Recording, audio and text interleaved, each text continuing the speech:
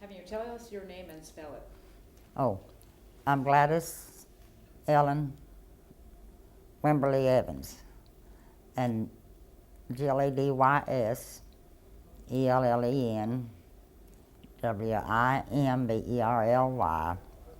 Evans, Evans.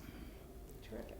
Okay. If you could just start by telling us, where you were born and raised and how you got to Oak Ridge.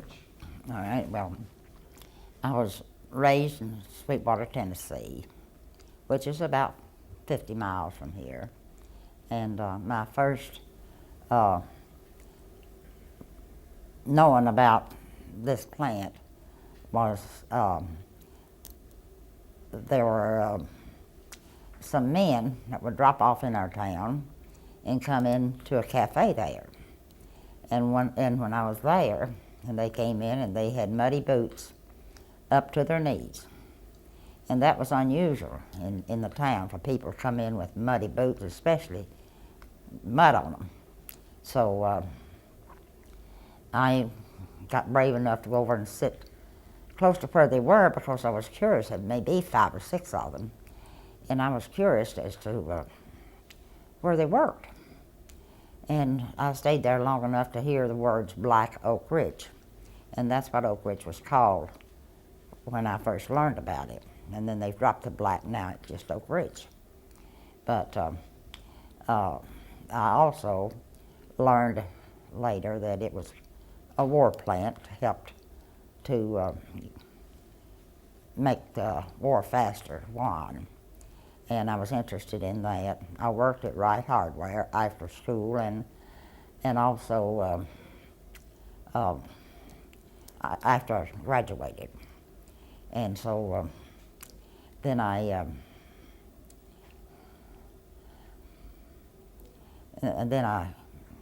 decided to hire on up here.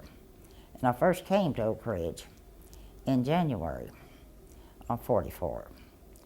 And it was such a bad experience. I came in, we had gates every entrance to Oak Ridge. We had, I don't know how many, 3 or 4, and they would be called gates. And I came into what was Elsie Gate. And I got inside the gate, and there was nothing but mud everywhere. And green army trucks and vehicles and soldiers, and that was just inside the gate. And I told them I wanted to hire on here. And they pointed to a little shack. It looked like about 10 by 12 or 8 by 10 or something. And they said, go over there, says they'll take your information. Well, I just stood there a minute and decided I didn't want to work here. So I went back home and stayed till March of '44. And then I came up and stayed then. And I worked at Y12. And I first hired in the personnel office. And then decided I'd go to records because you got a little more money if you worked, I think it's 5 cents an hour if you work shift work. So I went to records, and that was taken care of. Records was running a contometer, and those are not in use now. This is just something that you added up the production for the day. And then I went from there to production, and that's when I worked on the cubicle.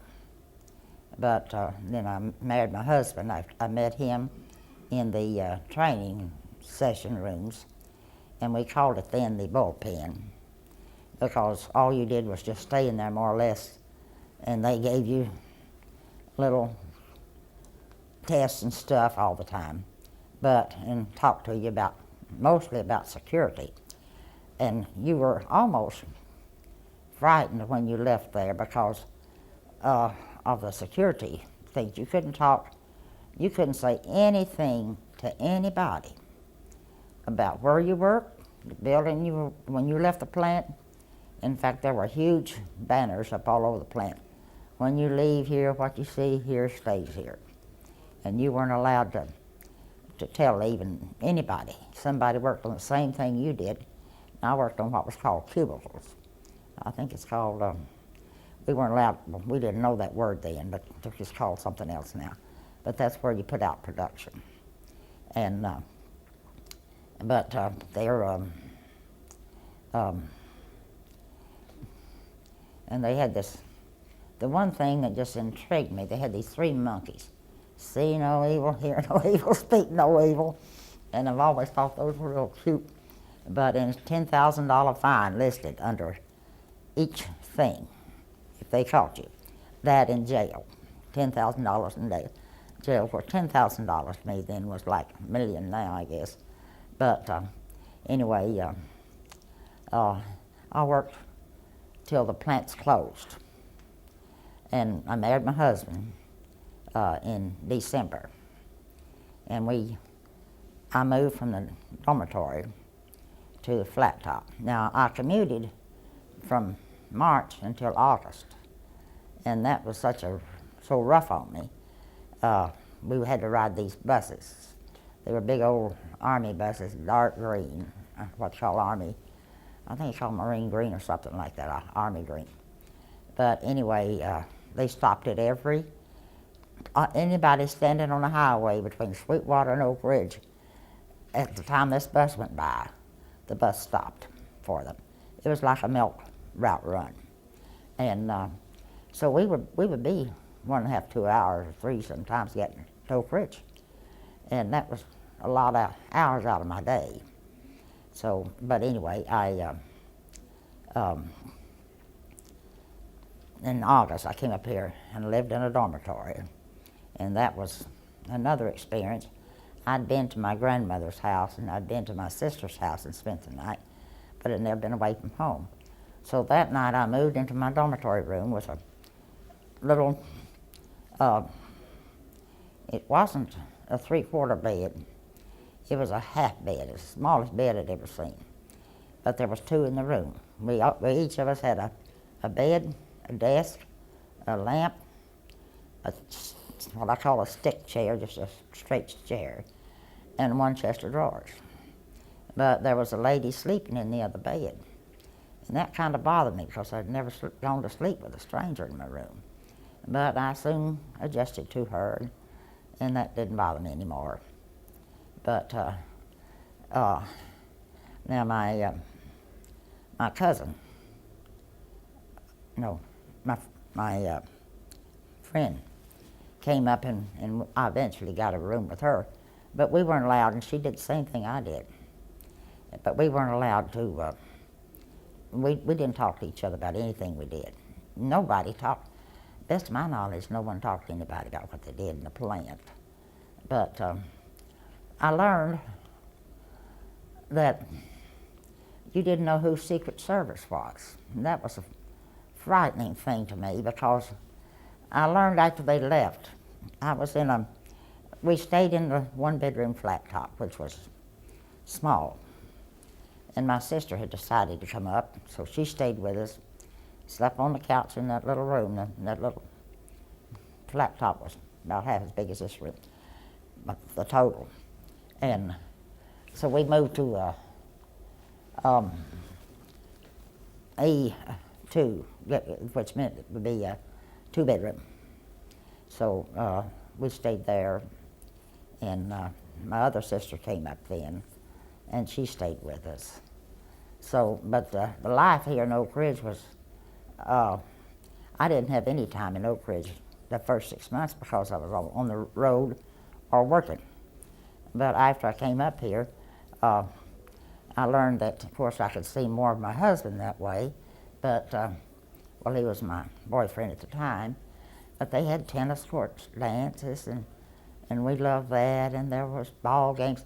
The thing about Roosevelt that was nice during the war was he promoted sports. He promoted entertainment, it seems, because we had that. And I do feel a big debt to the German nuclear scientists that came over here, because if they hadn't come over here and helped us build a bomb, Germany was already 2 years ahead of us. and they would have, if they hadn't helped us do the bomb, uh, I don't, we couldn't have won the war. But they, and of course, they told the ones, they came over here and they told Einstein. Einstein alerted Roosevelt, President Roosevelt, and he gave the okay for the Manhattan Project. And then General Rose, which was a fantastic man, I've heard, and I don't know, but I've heard that any time he saw any truck on the road carrying lumber, carrying anything that Y-12, not Y-12, but the Manhattan Project had used, he steered them to this project in order to get it. But he was a unique man because Roosevelt chose him because he built the Pentagon in record time and record monies. You know, he didn't go over the budget. And that's the reason why he was chosen to invest money. Well, I read this in a bulletin from Washington, D.C., that's the reason why he chose that. I have a sister that lives, two sisters that lives up there now. So they are keeping me informed on a lot of stuff up there. But anyway, the dances were wonderful. And they always crowned a queen. And some, what I would say, maybe a superintendent or a plant manager or something would crown the queen on each time. So that was kind of interesting who would be bidding for the queen. But called a tennis court queen. But So were you ever the tennis court queen? pardon? Were you ever the tennis court queen? Oh no, I didn't. I didn't apply for it. I mean, you had to, I guess, apply for it. I don't know how they got it. I wasn't interested. I had just met my husband, and I was just interested in him mostly. And of course, we were working like 6 or 7 days a week, all the time, around the clock. And we'd get off, I think every 28 days we got something special off, but never more than a day or two. And of course, we were all young, and we had our cafeterias were open. They were all over town. We had one, we used in any little section, you had a cafeteria. And they were huge, and they were open all night long because people were out all night long. There was no day and night then. It was just all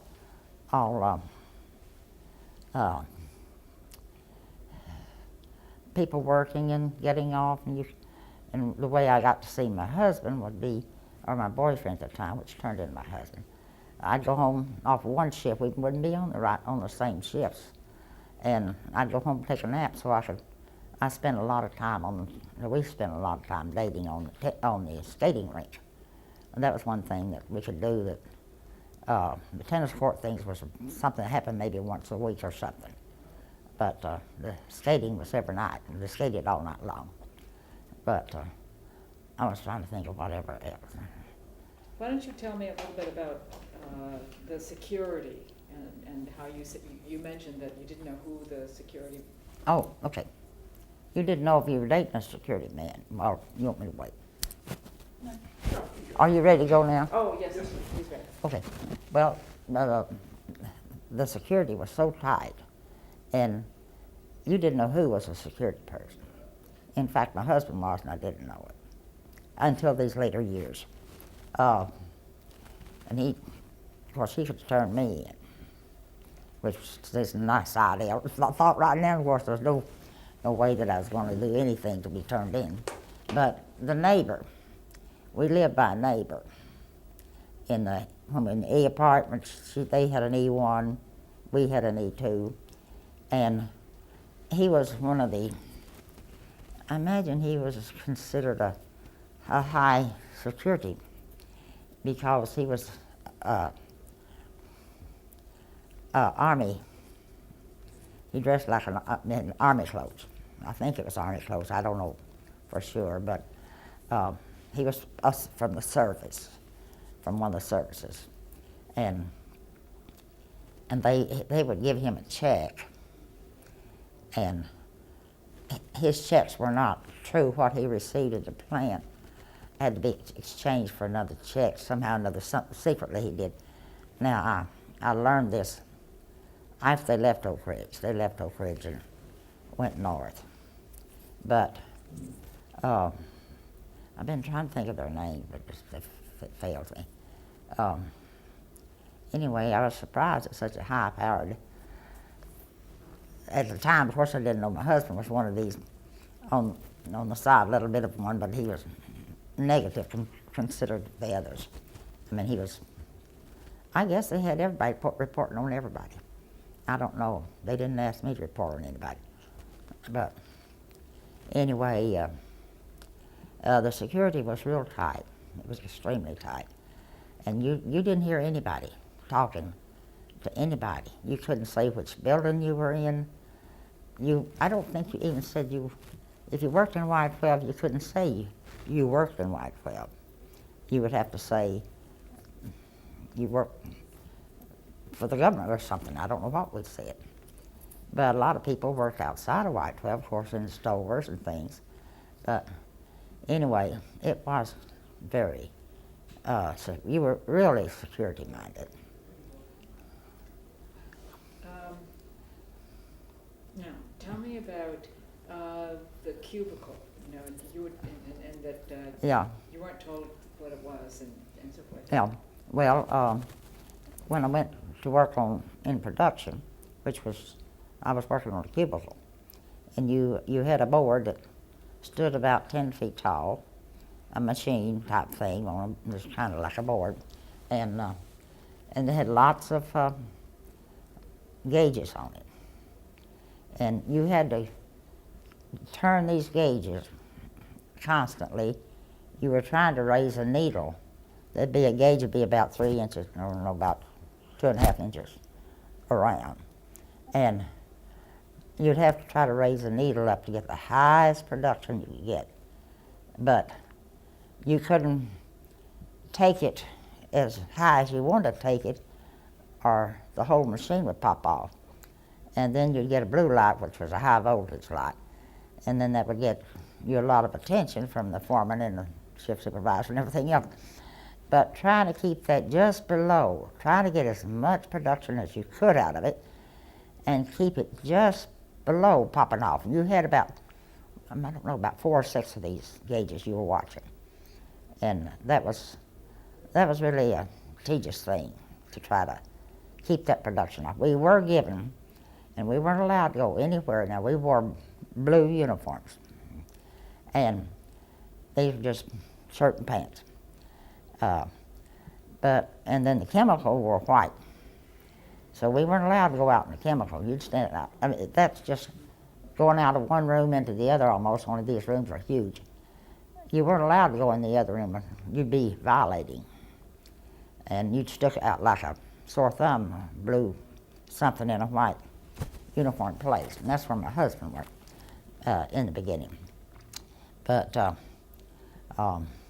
they let us go over towards the end, before they dropped the bomb.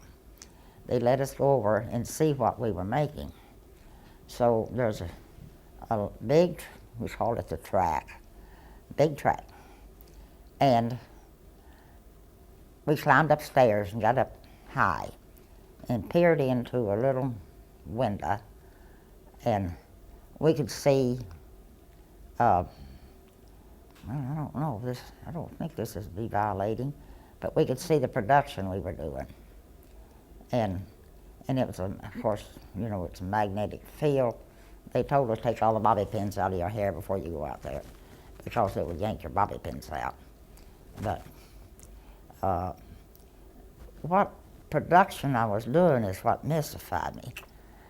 Because all it was, of course, now this is back in time, all it was a ray. Something like you look at a rainbow and it's a ray, and they called it the F-ray then. That's the only thing we could say, F-ray.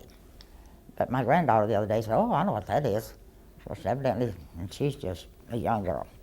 Evidently, she studied enough about it. But anyway, of course, a lot of this stuff is not classified like that anymore.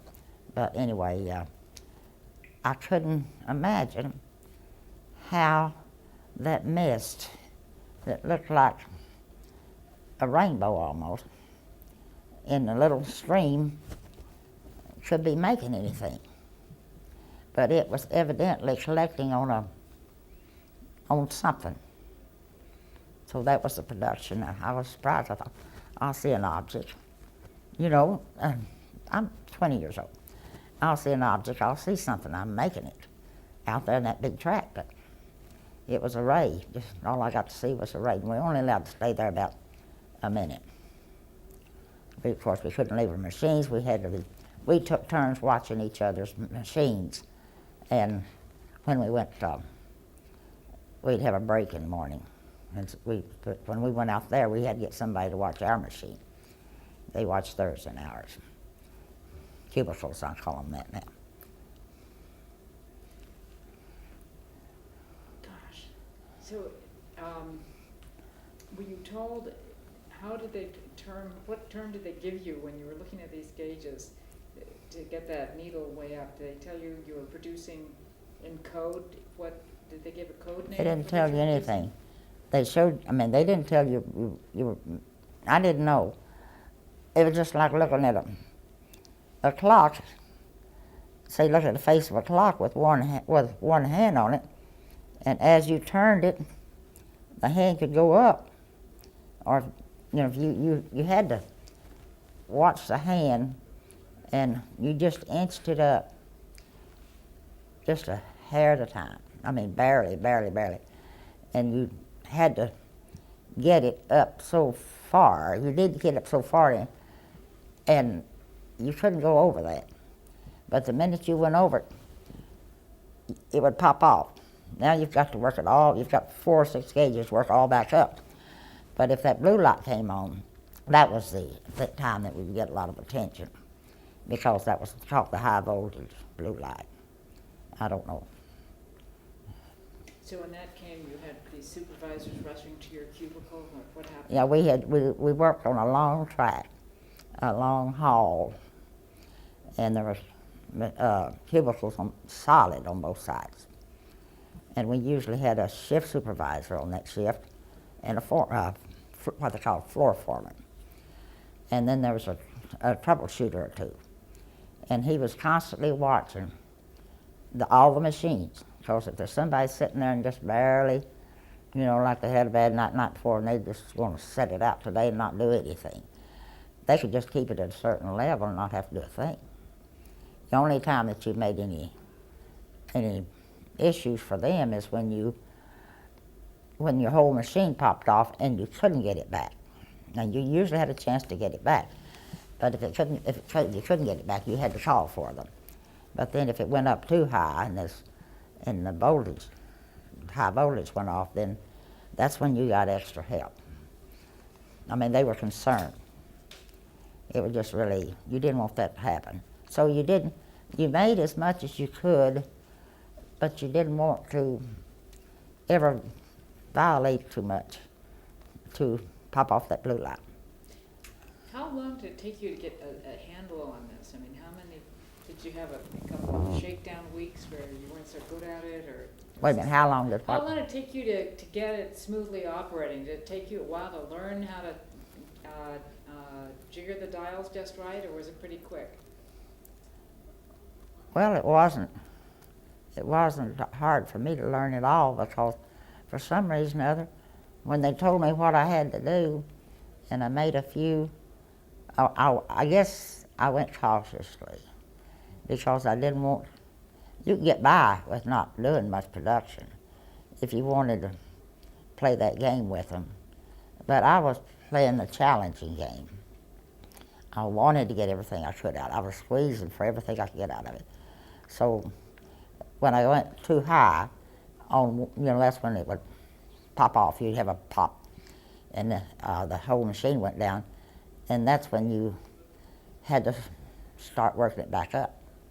But if you didn't get it up, that's when the blue voltage came on.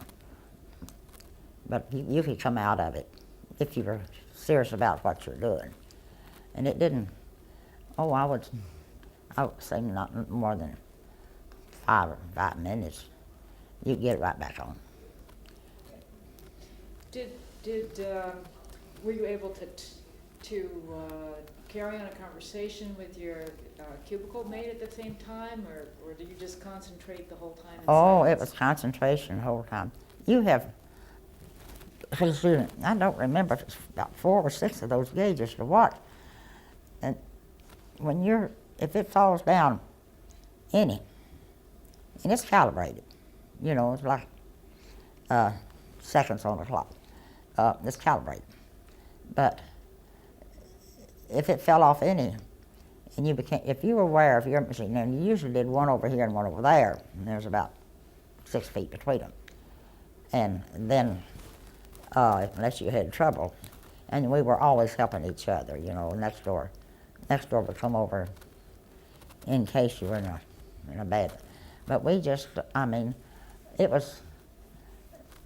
wasn't hard to learn. If you want this needle to go up, and you control it, you're in control, and you turn that little round thing about this big. I stood there, this is what you did all night long, and watching each gauge. And you just had to keep trying to squeeze more production out. Great. Did they give you any recognition if you had a good week?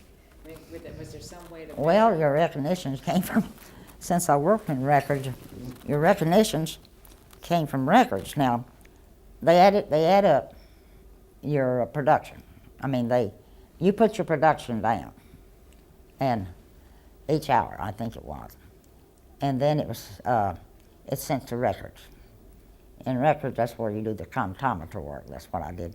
I added up all the production on those cubicle things. And at the end, if you were low on production, I imagine the foreman or the superintendent would come see you. I don't know. I never was visited there, so I don't know. Because I spent my time squeezing that thing for all it's worth. When did you know what was going on at Oak Ridge as a whole? What was that? I'm assuming. Maybe you could start with, I didn't know what the purpose was of. Yeah, well, I knew, I guess I heard when I was back in Sweetwater that it was a war, this Black Oak Ridge was a war effort, just a war effort. And I wanted to do something for the war effort. And I was working in the hardware. My boss, Homer Wright, the owner, he had built stair-step bookcases in the big window. And all the people in the surrounding counties and in the town, when their sons went away to war, they brought their pictures down, and it was my job to keep those pictures straightened up. Now, they were mostly from the service, and they were in cardboard folders. And the heat in that window would cause them to buckle, and I had to keep them straight. And then if the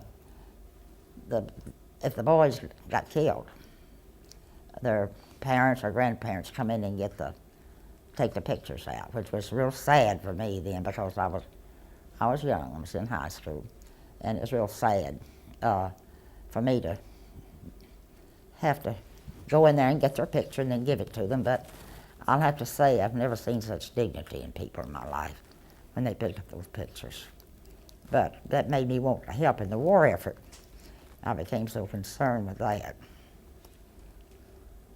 And you asked me about when I found out for sure what. It came out in our town's paper. And my husband, there was a shock in his life, because he kept preaching security to me.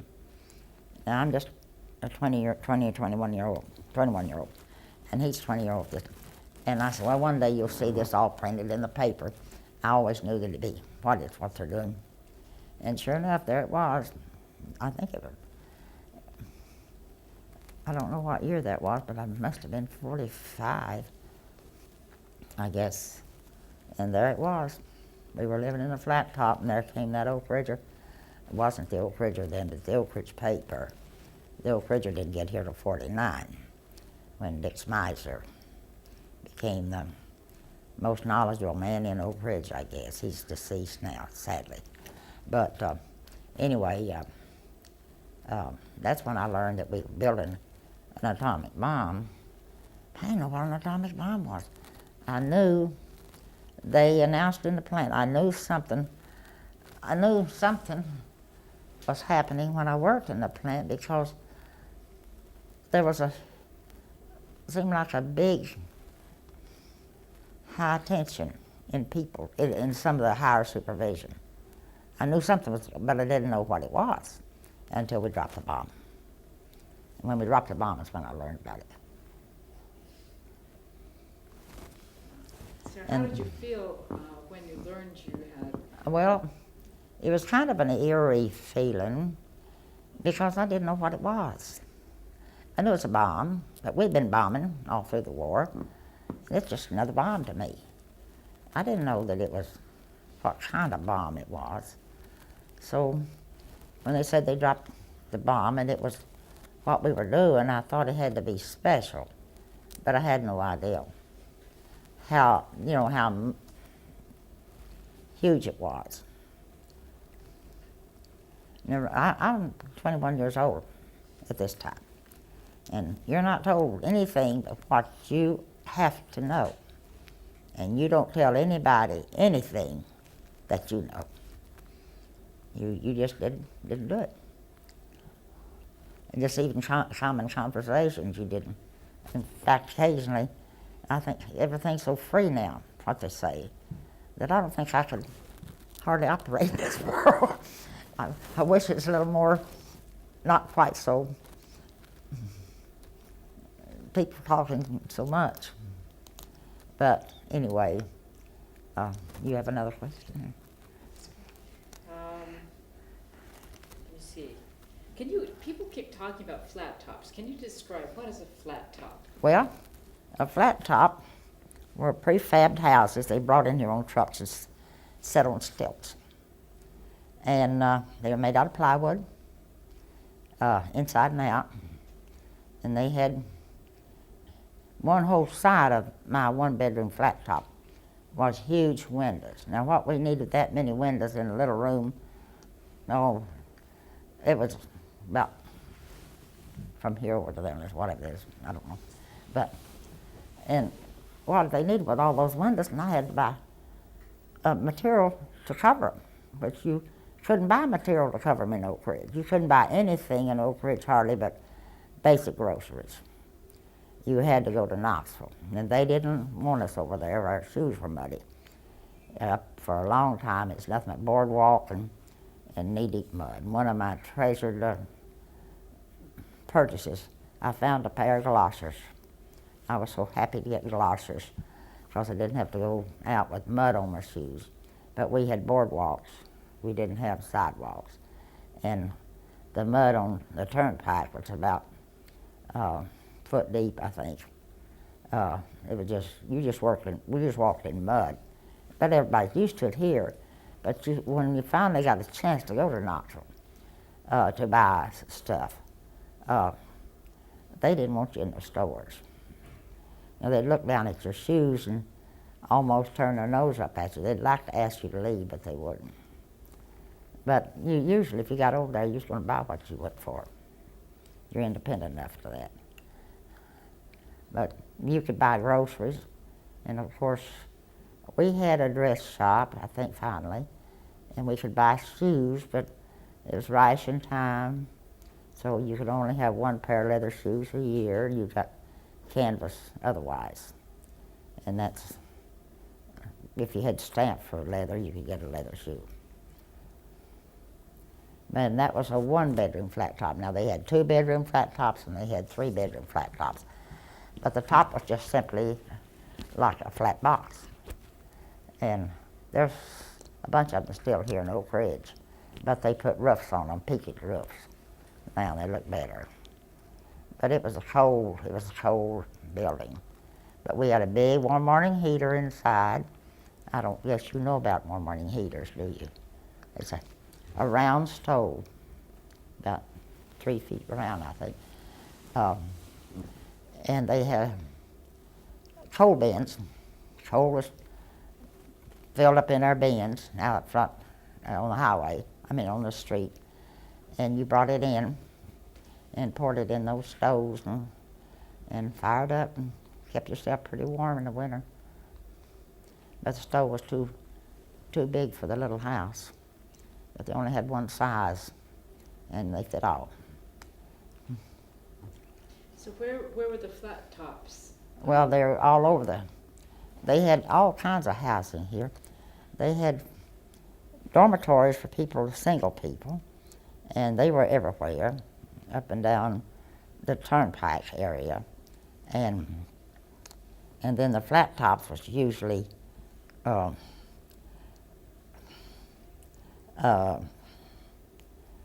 flat tops were where the turnpike is. It was above on the hills.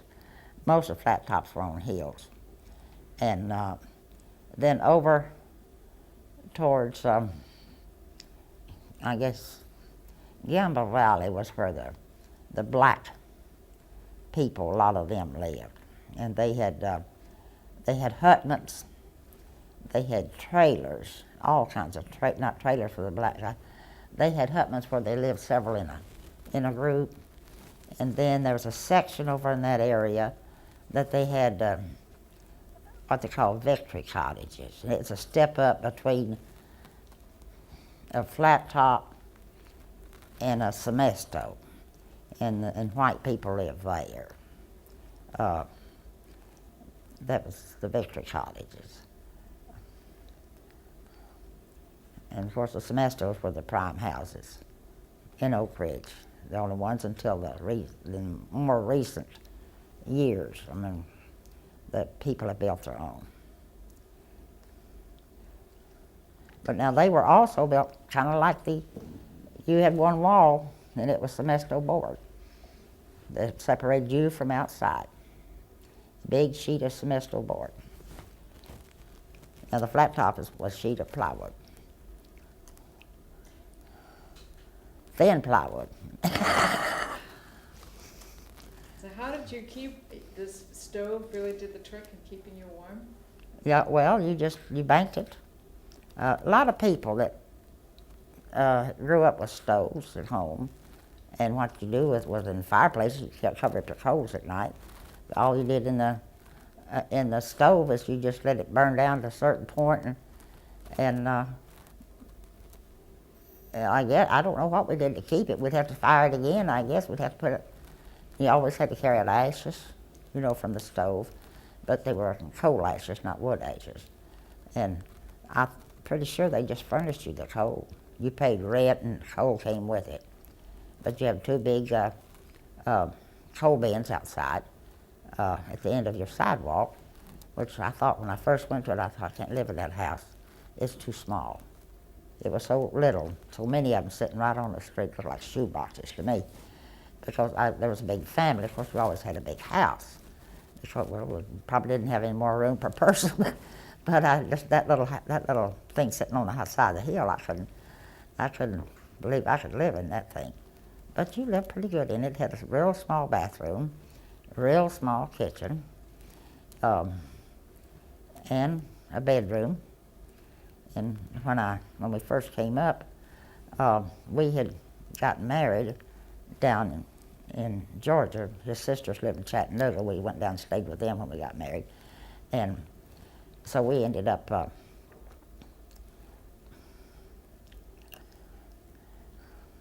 buying our furniture there, as well as wanted, buying our furniture there. But during the war, we didn't think. We were too young to have sense. I think nobody warned us. They would bring our furniture up till they got a truckload coming to Oak Ridge. So we had to live 6 weeks without any furniture. But I bought a bed at the hardware, so we had a bed, and a neighbor of my sister's that lived here loaned us a card table. And we just made do with a bed and card table and 2 chairs for 6 weeks. They finally brought our furniture up. But we didn't realize, we didn't know. And then on D-Day, Georgia, my husband, had told everybody I think he worked with. He had 60 girls working for him at the time. And I think he told them all to come up. He's going to celebrate D-Day. We got home that night off a 3 to 11 shift. The yard was full of people on quilts. They came to celebrate. We didn't have any food in the house or anything to celebrate with, but we celebrated that night. Word of my neighbor, she came down the next morning and told me, asked me what was going on down there. And I said, well, it's D-Day, we're celebrating. And she said, well, I started to call the police on you, but just decided not to. And I said, would have been all right. Go ahead anytime I'm doing anything. I'm not going to do anything wrong. Anytime you want to call the police on me, you go right ahead. So she realized what was happening then, I think. But I guess maybe they didn't celebrate. But, you know, it was a big thing to me and to my husband, you know. And you know, we had won.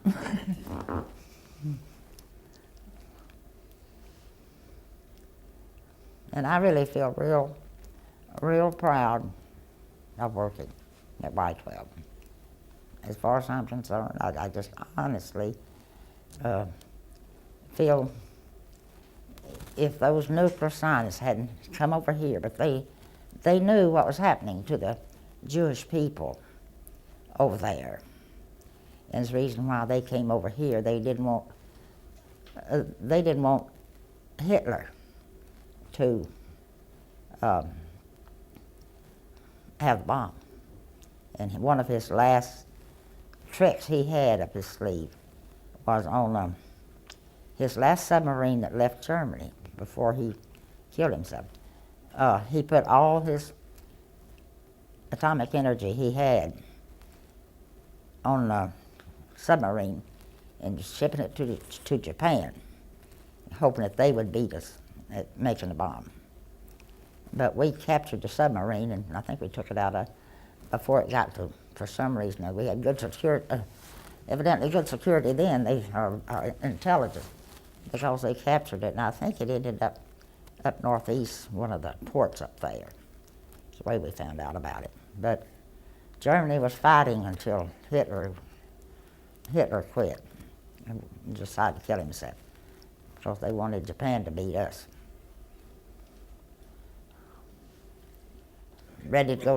Felt like he was ready to go for the invasion of Japan when the bomb was dropped.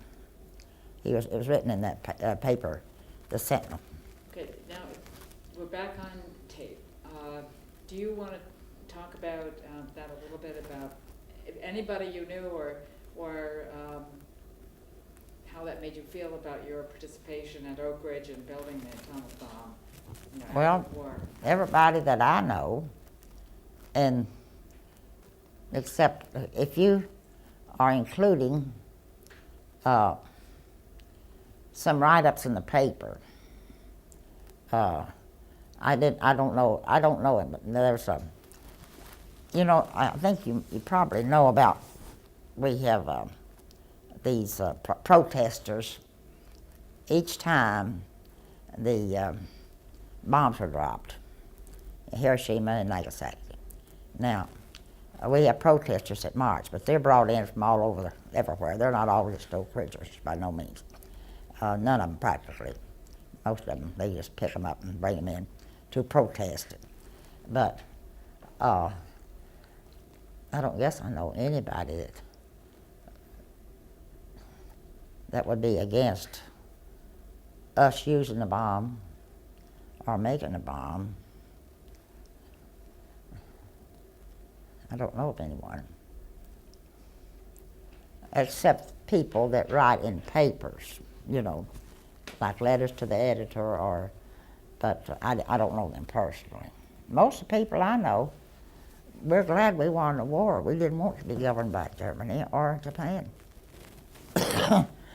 And I do feel like it was necessary. I lived as I say, and had firsthand sort of a lot of the soldiers in and around my town were killed, and there, we'd had so many killed already in this war against Germany that I didn't want to lose another soldier. I just didn't want to lose another soldier invading Japan, and I think we'd have lost twice as many. Because, as you know, Japan was a stickler for not giving up. That's right. All right, are there any funny stories that we can think of? Oh, 45 years. You want me to go ahead and talk now? Yes, ma'am. Actually, if we could stick with just the Manhattan Project for now, and those experiences or memories or funny stories or ironies or how you felt when you found out that your husband was involved in the Secret Service or whatever. He was a part of it. I mean, just stop a minute till I can. That's why I need her. When I came to Oak Ridge, and I had to pay my rent, and didn't have much money until I get a paycheck, and you get kind of low. You're trying to live on coffee and donuts, but you can buy these easily because there's little stations everywhere all over town where you can buy them. But what I would do each payday, I'd buy myself a jar of peanut butter, a good-sized jar, and boxes of crackers. I'd get a loaf of bread, and when I went home and came back, they'd send me up with some jelly, and so I could manage to make it from one time to the other to paycheck. But one time I got so completely out of money and and my problem was they always laughed at me. Our dormitories were run like I think about like some of the dormitories in colleges now. You had a desk lady, and boys didn't go past the desk. You had a living room kind of setting outside, and you could sit there and have your date if you wanted to. But anyway, when I go through there, I'd have my peanut butter and crackers and stuff, and people would find out I had it. They'd come and eat up my peanut butter and crackers, and sometimes I'd run out. So one time I was out and had nothing left but 2 dried crusts of bread, and I also bought a jar of mustard, because you can put mustard on bread and you can eat it as long as it's not molded. But I wanted something green so bad. You just wanted something green, so I just went out in the yard around my dormitory and picked myself some greens, dandelions and mustard leaves and stuff, and made myself a fine sandwich. And when I went back through the desk lady, I said, I've been starving for greens and now I've got them. But it was kind of in the spring, there's still stuff green out that time. But you didn't have a lot of vegetable type stuff that wasn't cooked. And I got to wanting some greens so badly.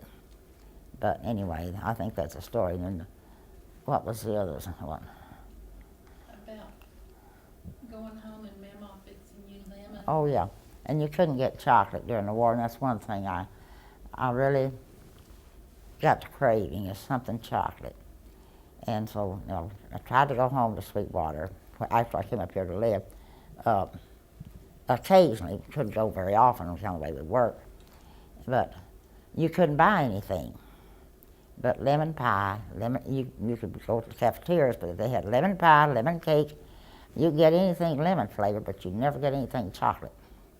So when I went home, Georgie, my stepmother, had baked me a lemon cake to bring back with me. I liked it, and it was great, and it was something I didn't have here.